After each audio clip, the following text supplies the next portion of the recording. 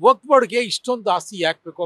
ಎಲ್ಲ ರೈತರ ಆಸ್ತಿ, ದೇವಸ್ಥಾನಕ್ಕೆ ಸೇರಿದಂಥ ಆಸ್ತಿ, ಮಠಕ್ಕೆ ಸೇರಿದಂಥ ಆಸ್ತಿಗಳನ್ನ ಇವತ್ತು ವಕ್ಫ್ ಬೋರ್ಡ್ ಸೇರಿಸ್ಕೊಂಡ್ಬಿಟ್ರೆ ಈ ವಕ್ಫ್ ಬೋರ್ಡ್ ಅನ್ನೋದನ್ನ ತೆಗೆದುಹಾಕ್ಬೇಕು. ವಕ್ಫ್ ಬೋರ್ಡ್ ಅನ್ನೋ ಉದ್ದೇಶ ಏನೋ ಒಂದು ಜನರಿಗೆ ತಿಳಿಸ್ಬೇಕು. ಮೊದಲು ಜನರಿಗೆ ಒಂದು ತೊಂದರೆ ಆಗ್ತದೆ ಅಂದಮೇಲೆ ಜನರಿಗೆ ಸುಖ ಶಾಂತಿಯಿಂದ ನೆಮ್ಮದಿಯಿಂದ ಇರಬೇಕಾದ್ರೆ ಏನು ಬೇಕಾ ಅಂತ ಒಂದು ಅವ್ರ ಪರವಾದಂಥ ಒಂದು ಆಕ್ಟ್ನ ತಿದ್ದುಪಡಿ ಮಾಡಬೇಕಾಗ್ತದೆ. ಸಮೀರ್ ಅವ್ರು ಬಂದ್ಬಿಟ್ಟು ಅವ್ರೇನು ಹೊಸದಾಗಿ ವಕ್ಫ್ ಬೋರ್ಡ್ ಆಸ್ತಿಗಳನ್ನ ಸೇರಿಸ್ಕೊಂಡಿಲ್ಲ. ಅವರು ಏನು ಮೊದಲಿತ್ತು ಅದಕ್ಕೆ ಅವರು ವಕ್ಫ್ ಬೋರ್ಡ್ ಸಂಬಂಧಪಟ್ಟ ಸಚಿವಾಗಿ ಯಾರೇ ನೋಟಿಸ್ ಕೊಡಿ ಅಂತ ಹೇಳಿ ಅವರು ಸ್ವಲ್ಪ ಒಂದು ಫಾಸ್ಟ್ ಮಾಡಿರ್ಬೋದು, ನಾವು ಆಕ್ಷನ್ ಫಾಸ್ಟ್ ಮಾಡಿ ಅಂತ ಹೇಳಿರ್ಬೋದು.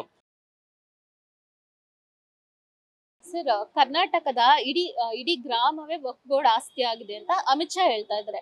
ಸೊ ಇವಾಗ ವಕ್ಫ್ ಬೋರ್ಡ್ ಕಾಯ್ದೆನ ತಿದ್ದುಪಡಿ ಮಾಡ್ಬೇಕು ಅಂತ ಹೇಳ್ತಾ ಇದ್ದಾರೆ. ಅಂದ್ರೆ ಅದು ಮಾಡ್ಬೇಕು ಅಂತ ಅನ್ಸುತ್ತಾ, ಮಾಡಬಾರ್ದು ಅಂತ ಅನ್ಸುತ್ತಾ? ನಾನು ಜಂಬೂದ್ವೀಪ ಸಿದ್ದರಾಜು ಅಂತೇಳಿ ಒಬ್ಬ ದಲಿತ ಮುಖಂಡ. ಈಗ ಇಡೀ ರಾಜ್ಯದಲ್ಲಿ ಈ ವಕ್ಫ್ ಬೋರ್ಡ್ದು ಆಸ್ತಿ ವಿವಾದ ಮುಗಿಲೆದ್ದಿದೆ. ಇದು ನಮಗೂ ಕೂಡ ಇದೊಂದು ಬೇಸರದ ಸಂಗತಿ. ಯಾಕೆಂತಂದರೆ ಈ ವಕ್ಫ್ ಬೋರ್ಡ್ ಅನ್ನೋದು ಯಾಕಿರಬೇಕು, ಅದರ ಅಗತ್ಯ ಏನಿದೆ ಅನ್ನೋದ್ರ ಬಗ್ಗೆ ನಾವು ಕೂಡ ಅವತ್ತಿನ ಯೋಚನೆ ಮಾಡ್ತಾ ಇದ್ವಿ. ಅದು ಯಾವುದೋ ಕಾಲದಲ್ಲಿ ಮೊಘಲರಿದ್ದಾಗ, ಮುಸ್ಲಿಂ ರಾಜರಿದ್ದಾಗ ಅದೊಂದು ಆಕ್ಟನ್ನ ತಂದಿದ್ದಾರೆ ಅಂತ ಅನಿಸುತ್ತೆ. ಆದರೆ ಇವತ್ತು ನೋಡಿ, ನಾನು ಒಬ್ಬ ದಲಿತ ಮುಖಂಡ, ನಮ್ಮ ಸಮುದಾಯಕ್ಕೆ ಸೇರಿದಂಥ ಒಂದು ಅಂಬೇಡ್ಕರ್ ಭವನಕ್ಕೆ ಸೇರಿದ ಒಂದು ಆಸ್ತಿ ಕೂಡ ವಕ್ಫ್ ಬೋರ್ಡ್ ಸೇರಿದೆ ಅಂತೇಳಿ ಚಳ್ಳಕೆರೆಯಲ್ಲಿ ಅಲ್ಲಿ ಕೂಡ ಒಂದು ವಿವಾದ ಇದ್ದಿತ್ತು. ಅಲ್ಲಿ ನಮ್ಮ ಸಂಘಟನೆಯವರಲ್ಲಿ ನನಗೆ ದೂರವಾಣಿ ಮೂಲಕ ಮಾತಾಡಿದ್ರು. ಅಲ್ಲಿ ನಮ್ಮ ಒಬ್ಬ ಮುಖಂಡರು ಶಾಂತರಾಜು ಅಂತೇಳಿ ಅವರು ಕೂಡ ಅದರ ವಿರುದ್ಧವಾಗಿ ಹೋರಾಟ ಮಾಡಿದ್ದಾರೆ, ಶಾಂತಕುಮಾರ್. ಈಗ ವಕ್ಫ್ ಬೋರ್ಡ್ಗೆ ಇಷ್ಟೊಂದು ಆಸ್ತಿ ಯಾಕೆ ಬೇಕು?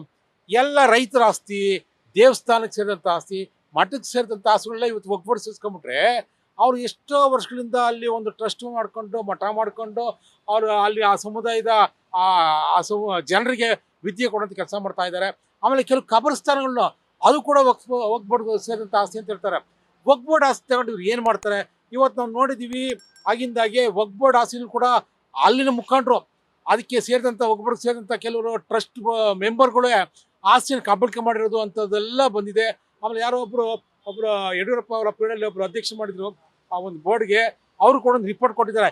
ಎಷ್ಟೋ ಸಾವಿರಾರು ಎಕರೆಯನ್ನು ಆ ಸಮುದಾಯದ ಮುಖಂಡರು ಕೂಡ ಹೊಡ್ಕೊಂಡ್ಬಿಟ್ಟಿದ್ದಾರೆ, ಕಬಳಿಸಿದ್ದಾರೆ ಅಂತಾರೆ. ಹಿಂಗಾಗಿ ಈ ವಕ್ಫ್ ಬೋರ್ಡ್ ಅನ್ನೋದನ್ನ ತೆಗೆದುಹಾಕಬೇಕು. ವಕ್ಫ್ ಬೋರ್ಡ್ ಅನ್ನೋ ಉದ್ದೇಶ ಏನೋ ಒಂದು ಜನರಿಗೆ ತಿಳಿಸ್ಬೇಕು. ಮೊದಲು ಅದು ಯಾಕೆ ಬೇಕು ಅನ್ನೋದು ಎಲ್ರಿಗೂ ಅರ್ಥ ಆಗಬೇಕು. ಆ ಥರ ಏನಾದ್ರು ವಕ್ಫ್ ಬೋರ್ಡ್ ಬೇಕು ಅನ್ನೋದಿದ್ರೆ ಒಂದಿಷ್ಟು ಆಸ್ತಿ ಅಂತೇಳಿ ಅದಕ್ಕೆ ಅಂತೇಳಿ ನಿಗದಿ ಮಾಡಲಿ. ಆದರೆ ಎಲ್ಲವೂ ಕೂಡ ಹೋಗ್ತಾ ಇದು ನಂದೆ, ಅದು ನಂದೆ, ಇದು ನಂದೆ ಅಂತೇಳಿ ಕೆಲವು ಕಡೆ ಈಗ ಲೇಔಟ್ಗಳು ಕಟ್ಟವ್ರೆ, ಅದು ನಂದೆ ಅಂತ ಅಂದ್ಬಿಟ್ರೆ ಈಗೆಲ್ಲ ಮನೆ ಕಟ್ಕೊಂಡು ಲೇಔಟ್ ಮಾಡಿಕೊಂಡು ಮನೆ ಕಟ್ಕೊಂಡು ಅಲ್ಲಿ ವಾಸ ಮಾಡ್ತಿರೋ ಜನರ ಗತಿ ಏನಾಗಬೇಕು? ಇದೆಲ್ಲ ಸರಿಯಿಲ್ಲ. ನಾವು ಇದನ್ನು ವಿರೋಧಿಸ್ತೀವಿ. ಆಮೇಲೆ ಈಗ ಚನ್ನಮಣದ ಒಂದು ವಿಚಾರ ಬಂದಾಗ ಅಲ್ಲಿ ಪಾಪ ಯೋಗೇಶ್ನವರು ಯಾವುದೋ ಒಂದು ಪಕ್ಷಕ್ಕೆ ಸೇರಿದವರು, ನಾವು ಪಕ್ಷದ ಬಗ್ಗೆ ಮಾತಾಡಲ್ಲ. ವಕ್ಫ್ ಬೋರ್ಡ್ ನನ್ನ ಪ್ರಶ್ನೆಗಳಿದೆ, ಕೇಳ್ಬಿಡ್ತೇನೆ.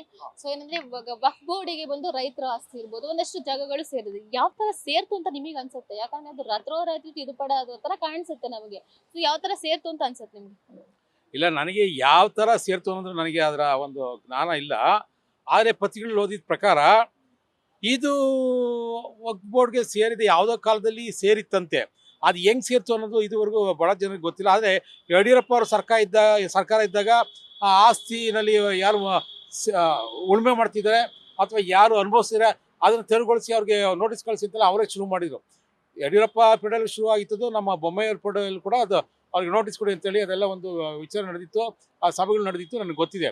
ಆದರೆ ಏನೇ ಆದರೂ ಕೂಡ ಈಗ ಒಂದು ಆಕ್ಟ್ ಇದೆ. ಈಗ ಯಾವುದೇ ಒಂದು ಖಾಸಗಿ ಅನುಭವದಲ್ಲಿರುವಂಥ ಒಂದು ಆಸ್ತಿ 13 ವರ್ಷ ಯಾರೋ ಇದ್ದರೆ ಅವ್ರಿಗೆ ಅದು ಪೊಸಿಷನ್ ಕೊಡಬೇಕು ಅಂತೇಳಿ ಅಡ್ವಾನ್ಸ್ ಪೊಸಿಷನ್ ಅಂತ ಬರುತ್ತೆ. ಹಾಗೆ ಸರ್ಕಾರದ ಆಸ್ತಿ 30 ವರ್ಷ ಯಾರು ಇರ್ತಾರೆ ಅವ್ರಿಗೆ ಅಡ್ವಾನ್ಸ್ ಪೊಸಿಷನ್ ಕೊಡಬೇಕು ಅಂತ ಒಂದು ಕಾನೂನಿದೆ.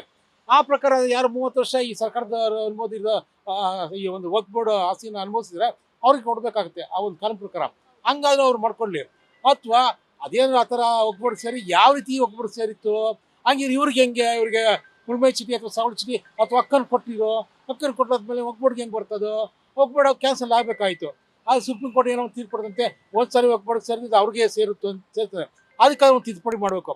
ಇಂಥ ತಿದ್ದುಪಡಿ ಮಾಡಿ ಒಟ್ಟಲ್ಲಿ ಜನರು ನೆಮ್ಮದಿಯಿಂದ ಇರೋ ಥರ ಮಾಡಬೇಕು, ಯಾವುದೇ ಸರ್ಕಾರ ಆಗಲಿ. ಇವಾಗ ಕೇಂದ್ರ ಸರ್ಕಾರ ಅಂದ್ರೆ ಅಮಿತ್ ಶಾ ಅವರು ಇದನ್ನ ತಿದ್ದುಪಡಿ ಮಾಡ್ಬೇಕು ಅಂತ ಹೇಳ್ತಿರೋದು ಸರಿನಾ ತಪ್ಪಾ? ನಿಮ್ಗೆ ಏನ್ ಅನ್ಸುತ್ತೆ, ಮಾಡ್ಬೇಕಾ ಮಾಡಬಾರ್ದ? ಅಲ್ಲ ನೋಡಿ, ಜನರ ಪರವಾಗಿ ಏನೇ ಕೆಲಸ ಆಗಬೇಕಾದ್ರೂ ಅದಕ್ಕೆ ತಿದ್ದುಪಡಿ ಆಗಬೇಕು.